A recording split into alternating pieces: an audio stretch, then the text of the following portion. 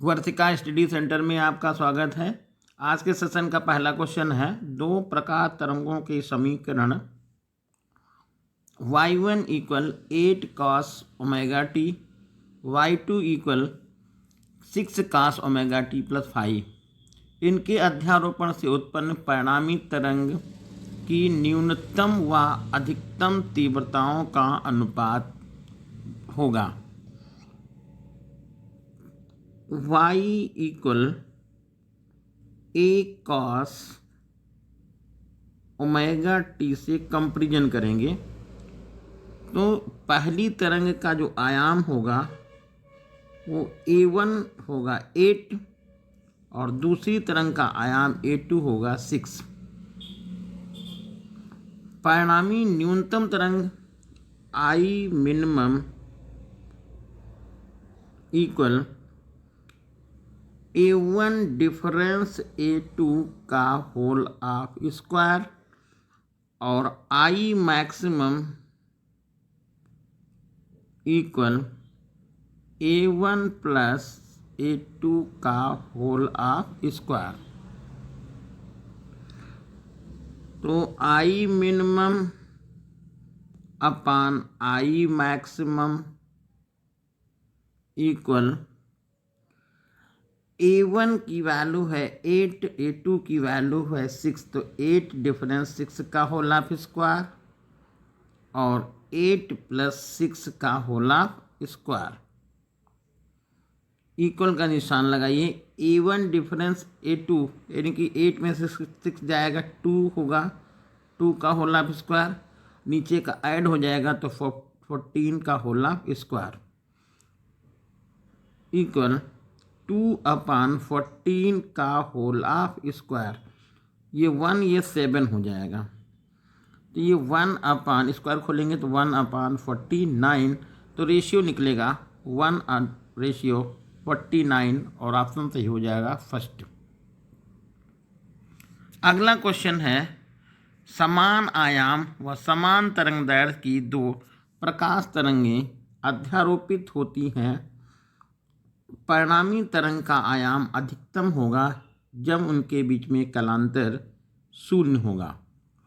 आयाम अधिकतम होगा तो उनके बीच में कलांतर शून्य होगा, क्योंकि फार्मूला बनता है a equal a1 square plus a2 square plus 2a1 a2 cos phi. cos phi की वैल्यू 0 होगी तो मैक्सिमम यानी कि 1 आ जाएगा मान, और ये हमारा मान निकल जाएगा। अगला क्वेश्चन दिया है, एक ही आयाम और एक ही आवृत्ति की दो तरंगें एक ही बिंदु पर आरोपित होती हैं। तीव्रताओं का अनुपात बताइए। यदि इनके बीच में कलांतर, दोनों तरंगे एक ही कला में पहुँचे मतलब कलांतर 0 होगा, और दोबारा दोनों तरंगे π/2 90 अंश के कलांतर पर पहुँचे तो इनके आयाम दोनों के सेम है। तो पहली तरंग का आयाम हमने ये I1 लिखा तो इनकी तीव्रता भी समान आ जाएगी, क्योंकि I समानुपाती a² हो जाएगा। तो I1 इक्वल I2 ये है। तो परिणामी जब यहाँ पर कलांतर होगा फाई की वैल्यू 0, तो I is equal to I1 plus I2 plus 2 under root I1 I2 और cos 0। cos 0 का मान तो 1 हो जाएगा। तो I is equal to I1 और I2 की जगह पे भी I1 लिख लीजिएगा plus 2 under root I1 I2, तो I1 की जगह पे तो I1 रहेगा, I2 की जगह पे भी I1 हो जाएगा, तो ये हो जाएगा रूट के बाहर I1। तो I is equal to I1 plus I2 plus 2I1 मिलकर के 4I1, ये इक्वेशन नंबर फर्स्ट जाएगा। फिर इसी तरह से I dash is equal to I1 plus I1 plus 2, ये भी हम I1 यहाँ लिख लें और यहाँ पर आएगा आपका cos 90। cos 90 का मान तो जीरो होगा तो ये पूरा जीरो चला जाएगा, तो I dash is equal to हो जाएगा 2I1। अब तीव्रता बतानी है तो ये I upon I dash is equal to 4I1 upon 2I1, ये कट गया, ये 2 हो जाएगा, तो 2:1 और ऑप्शन सही हो जाएगा ये सी। अगला क्वेश्चन है, यदि व्यतिकरण करने वाली दो तरंगों की तीव्रताओं का अनुपात 14:9 है तो व्यतिकरण प्रतिरूप में महत्तम और न्यूनतम तीव्रताओं का अनुपात बताइए।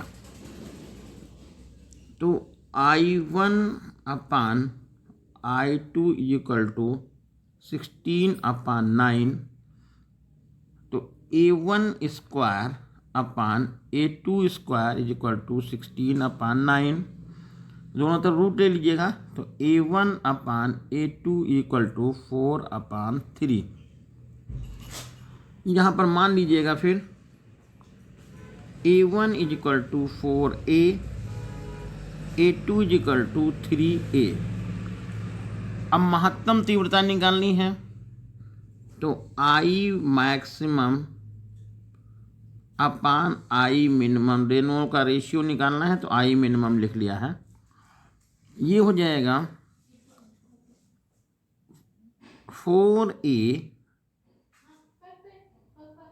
प्लस 3A का होल ऑफ स्क्वायर और 4A डिफरेंस 3A का होल ऑफ स्क्वायर।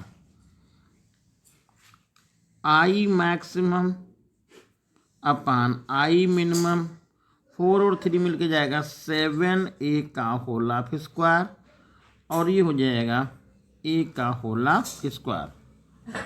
ये हो जाएगा 49A square upon A square. ये A स्क्वायर से A स्क्वायर कट गया, 49/1, तो रेशियो हो जाएगा 49/1 और ऑप्शन सही हो जाएगा बी। अगला क्वेश्चन है, व्यतिकरण करने वाली दो तरंगों की तीव्रताएं I1 और I2 हैं, व्यतिकरण प्रतिरूप में कंट्रास्ट सबसे अच्छा कब होगा? तो कंट्रास्ट सबसे अच्छा तब होगा जब इन दोनों की तीव्रताएं I1 और I2 आपस में बराबर होंगी। अगला क्वेश्चन है, दो कला संबद्ध स्रोतों से उत्पन्न समान तीव्रता I के दो प्रकाश तरंगें व्यतिकरण करती हैं। अदीप्त फ्रिंज की तीव्रता 0 है, तो दीप्त फ्रिंज की पर प्रकाश की तीव्रता बताइए। देखिए दोनों की तीव्रताएं कैसी हैं? समान हैं। तो जब समान तीव्रताएं हैं और यहाँ पर समपोषी दीप्त की बात करेंगे तो समपोषी व्यतिकरण होगा, तो वहाँ पर कालांतर 0 आ जाएगा। तो यहाँ तीव्रता का जो फार्मूला बनेगा I इक्वल, या I डैश लिख लीजिएगा, तो I plus I plus 2 √I into I और I cos फाई का मान तो यहाँ पर 0 लिख देंगे, तो हो जाएगा I प्लस 2I, क्योंकि रूट के अंदर I इंटू I का रूट I हो जाएगा, तो ये हो जाएगा 4I और ऑप्शन सही हो जाएगा फर्स्ट। अगला क्वेश्चन है, तृतीय क्रम में अदीप्त फ्रिंज पर दो व्यतिकरणकारी तरंगों के बीच में पथांतर कितना होगा? तो अदीप्त फ्रिंज के लिए यानी कि विनाशी व्यतिकरण के जो पथांतर होता है वो λ/2, 3λ/2 और कमा 5λ/2। ये हो गया प्रथम के लिए, ये हो गया द्वितीय के लिए, ये हो गया तृतीय के लिए। और क्वेश्चन में पूछा गया है तृतीय के लिए, तृतीय के लिए आएगा 5λ/2 और आगे भी लिखना चाहे तो यहाँ पर आ जाएगा 7λ/2। 2। तृतीय का पूछा गया 7 लैम्डा बाई 2, 4 के लिए आएगा, तो ये ऑप्शन सही हो जाएगा सी। अगला नंबर है यंग के द्विस्लिट प्रयोग में यह स्लिटों के बीच अंतराल आधा कर दिया जाए, स्लिटों के बीच में अंतराल आधा कर दिया जाए और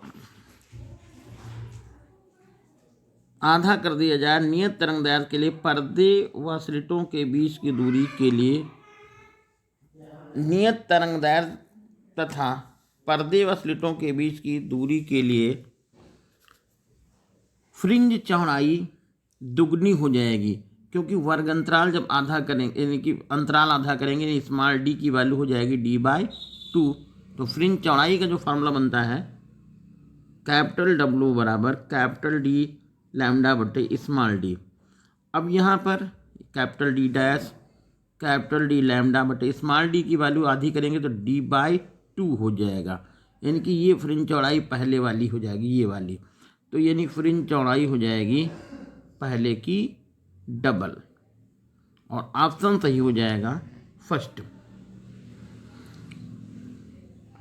अगला क्वेश्चन है यंग के द्विस्लिट प्रयोग में फ्रिंज चौड़ाई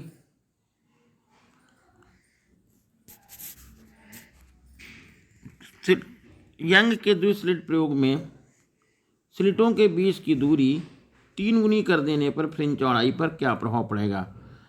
3 गुनी करने पर क्या प्रभाव पड़ेगा, तो यहाँ पर देखिएगा अभी जैसा सवाल लगाया था उसी तरह से देखना है। कैपिटल W बराबर कैपिटल D लैम्डा बटे स्मॉल डी। अब यहाँ पर कैपिटल W डैश लिख देंगे, कैपिटल D लैम्डा बटे और 3 गुना किया गया है ये स्लिटों के बीच की दूरी, तो 3D हो जाएगा, और ये आपका हो जाएगा कितना W, तो ये W dash is equal to W/3, यानी फ्रिंज चौड़ाई 1/3 हो जाएगी, और ऑप्शन सही हो जाएगा फर्स्ट।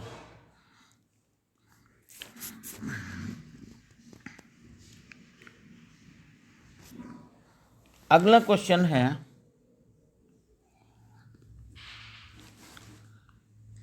यंग के द्विस्लिट प्रयोग में फ्रिंज चौड़ाई 0.4 mm यदि पूरे उपकरण को 4/3 अपवर्तनांक वाले द्रव में डुबा दिया जाए तो फ्रिंज चौड़ाई कितनी हो जाएगी। देखिए ध्यान दीजिएगा, फ्रिंज चौड़ाई डिपेंड करती है कैपिटल W बराबर कैपिटल D लैम्डा बटे स्मॉल डी, यानी कि पर्दे के बीच की दूरी, तरंगदैर्घ्य और स्लिटों के बीच की दूरी।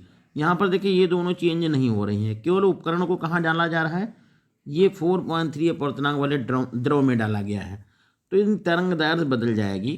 तो जैसा कि फार्मूला आपको पता है lambda m is equal to lambda A/n।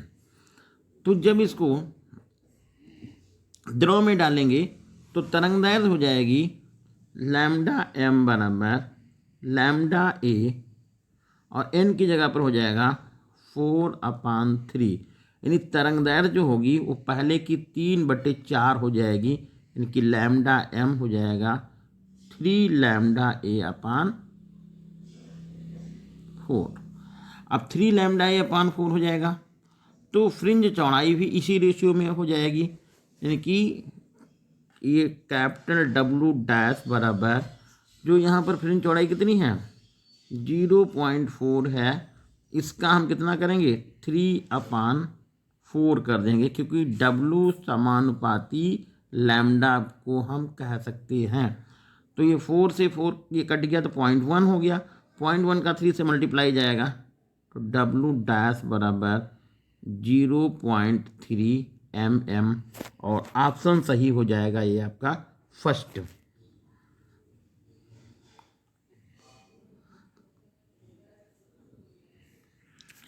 अगला क्वेश्चन है जल की सतह पर तेल की एक पतली परत बिछी हुई है, सूर्य के प्रकाश में यह सतह सुंदर रंग की दिखाई देती है, इसका कारण क्या है।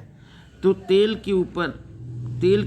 जल के सतह के ऊपर जब तेल की परत होती है और सूर्य का प्रकाश पर आपतित होता है तो वो बहुत सुंदर रंग की दिखाई देने लगती है, उसका कारण होता है प्रकाश का व्यतिकरण।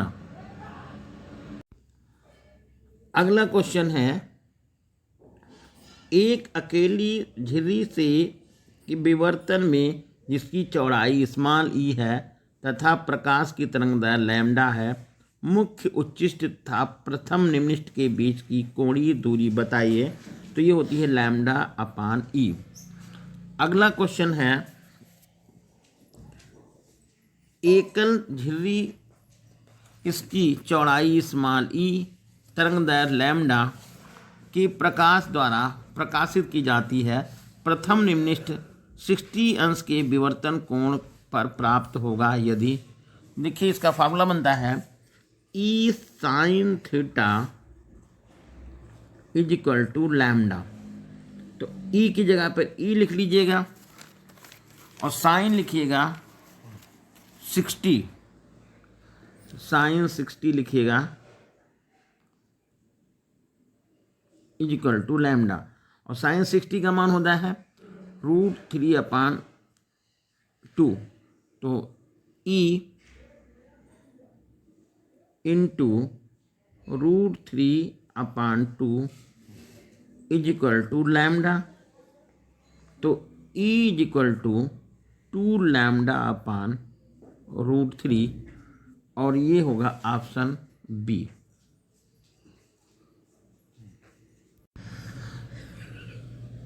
अगला क्वेश्चन है, 6500 एंगस्ट्रॉम तरंगदैर्घ्य की प्रकाश के लिए एकल झिर्री के कारण प्रथम विवर्तन निम्निष्ट 30 अंश पर प्राप्त होता है, झिर्री की चौड़ाई बताइए। तो यहाँ पर एक फार्मूला है e sine theta is equal to lambda. अब ई लिख लीजिएगा और साइन थीटा की वैल्यू लिखनी है, थीटा की वैल्यू 30 लिखना है, is equal to lambda. E sine 30 का मान 1/2 होता है इंटू लैम्डा। तो ई is equal to 2 lambda, e is equal to 2 lambda. तो ई इज इक्वल टू 2 लैम्डा। अब ई इक्वल टू, अब लैम्डा का मान देखो दिया हुआ है, ये 6500 एंगस्ट्रॉम, एंगस्ट्रॉम ये लिख लिया। अब ऑप्शन देखिए कोई इसमें से मिल नहीं रहा, तो इसमें देखिए आगे बढ़ाएंगे, फिर एंगस्ट्रॉम को हम बदल लें, इसमें 10⁻⁻10 से मल्टीप्लाई करके बदल लिया है, तो माइनस का 10 मीटर में हो गया है।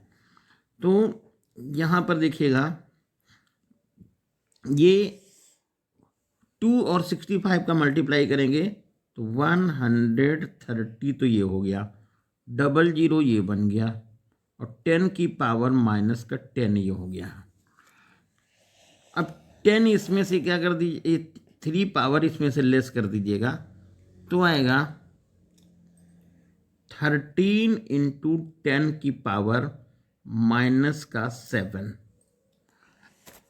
अब -7 है इसमें थोड़ा, क्योंकि अब यहाँ पर माइक्रोन में आपको मान दिया हुआ है, मिलीमीटर में भी नहीं हो सकता है ये वाला भी, ये तो सब गलत हो गया, बस ऑप्शन इसी यही वाला सही होगा। कैसे आगे थोड़ा सा बढ़ाइएगा, तो ये हम लिखते हैं 13 × 10⁻⁻7 को हमने 1 लिख लिया है पावर में, और 10⁻⁻6 होता है।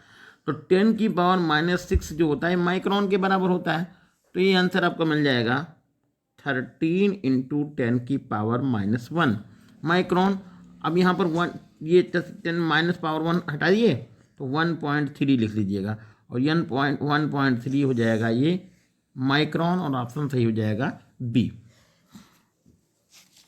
अगला क्वेश्चन है,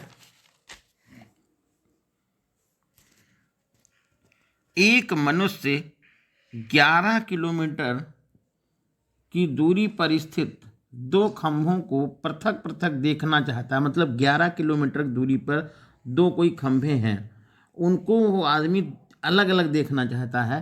तो तो इन खंभों की लगभग दूरी कितनी होनी चाहिए, तो उसको जो है वो अलग अलग दिखेंगे।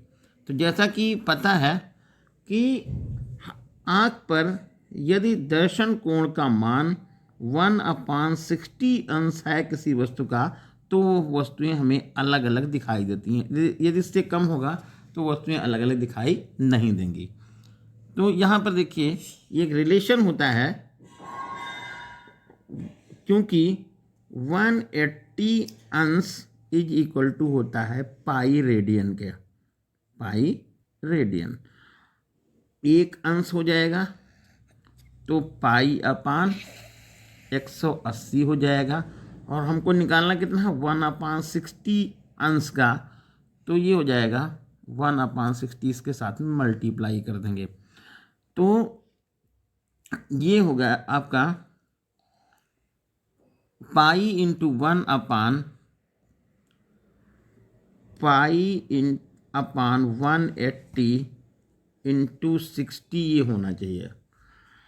और ये हो गया, इसको हम ये लिख देंगे, ये दूरी कितनी है, ये दूरी यहाँ पर लगी 11 किलोमीटर है, तो इसको हम बराबर कर देंगे x/11,000 मीटर। इसमें से देखिए 1 2 1 0 कट गए, तो ये हमारे पास बचा x/110 इज इक्वल टू पाई/6 इंटू 18। यहाँ पर पाई का मान डाल दीजिए, तो ये हो जाएगा x इज इक्वल टू 110, पाई की जगह पे 3.14/6 इंटू 18। इसको पूरा कैलकुलेट कर लेंगे तो ये लगभग आपका 3 किलोमीटर के 3 मीटर के आसपास हो जाएगा, और ऑप्शन सही हो जाएगा बी।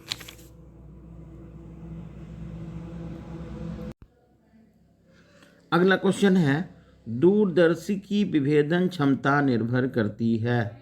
तो दूरदर्शी की विभेदन क्षमता अपदर्शक के द्वारक पर निर्भर करती है, क्योंकि इसका फार्मूला होता है D/1.22 लैम्डा। D इक्वल यानी D/1.22 इंटू लैम्डा। अगला क्वेश्चन है, यदि लैम्डा प्रकाश की तरंगदैर्घ्य D दूरदर्शी के अवदर्शक का द्वारक, तो दूरदर्शी की विभेदन सीमा, ये दोनों क्वेश्चन बहुत इंपॉर्टेंट हैं 6 और 7। दूरदर्शी की विभेदन सीमा जो फार्मूला बनता है 1.22 λ/d, ऑप्शन सही हो जाएगा डी। अगला क्वेश्चन 7 नंबर है, यदि किसी परावर्ती दूरदर्शी के अवदृश्यक लेंस का व्यास d तथा प्रयुक्त प्रकाश की तरंगदैर्घ्य लैम्डा हो, तो उसकी विभेदन क्षमता बताइए। तो विभेदन क्षमता होगी सी ऑप्शन में D/1.22 lambda. Question number next है, एक दूरदर्शी के अवदृश्यक का व्यास d, प्रकाश की तरंगदैर्घ्य 5600 है एंगस्ट्रॉम है, उसकी विभेदन सीमा बताइए। तो विभेदन सीमा का फार्मूला अभी बताया था कि 1.22 λ/d। अब यहाँ पर देखिए ये व्यास है सेंटीमीटर में, तरंगदैर्घ्य है एंगस्ट्रॉम में, यही इसमें खास बात है, नहीं तो सवाल गलत हो सकता है। तो 1.22 लैम्डा लिख देंगे हम 5600, और एंगस्ट्रॉम है 10⁻⁻10 लिख देंगे, और व्यास है यहाँ पर d और भी सेंटीमीटर में है, तो ये जो है सेंटीमीटर को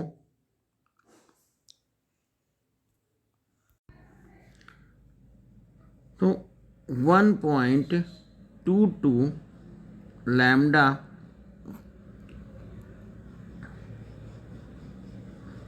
लैम्डा का मान ये लिखा है 10⁻⁻10 लिख दिया, और डी ये है और 10⁻⁻2 लिख दिया है। यहाँ पर पॉइंट हटा दिया, यहाँ पर ये आपका 100 हो गया है। ये वाला 10⁻⁻2 100 तो कैंसिल हो गया है। अब कितना बचा? 122 ये हो गया, और ऊपर ये आएगा आपका 00 10⁻⁻10 अपॉन डी। इसको पूरा कैलकुलेट करेंगे और आंसर हमारा मिल जाएगा 6.83 इंटू 10⁻⁻5 अपॉन डी, और ऑप्शन सही हो जाएगा फर्स्ट। अगला क्वेश्चन है, दूरदर्शी के अपदृश्यक का व्यास 0.1 मीटर, प्रकाश की तरंग दर 6000 एंगस्ट्रॉम है, तो इसकी विभेदन सीमा बताइए। तो विभेदन सीमा निकालना है, तो विभेदन सीमा का जो फार्मूला है 1.22 ये 1.22 लैम्डा बटे ये डी है। तो 1.22 लैम्डा की जगह पे आप लिखेंगे 6000 इंटू 10⁻⁻10 और अपान 0.1। इसको पूरा कैलकुलेट करेंगे और आंसर मिल जाएगा 7.32 इंटू 10⁻⁻6 रेडियन, और ऑप्शन सही हो जाएगा डी। अगला क्वेश्चन है, सूक्ष्मदर्शी की विभेदन क्षमता निर्भर करती है। तो सूक्ष्मदर्शी की विभेदन क्षमता का जो फार्मूला है वो डी अपन 1.22 लैम्डा।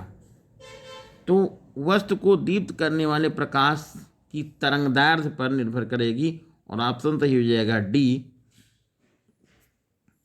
इस तरह से ये आज का सेशन है, और उम्मीद है आपकी ये समझ में आया होगा। धन्यवाद।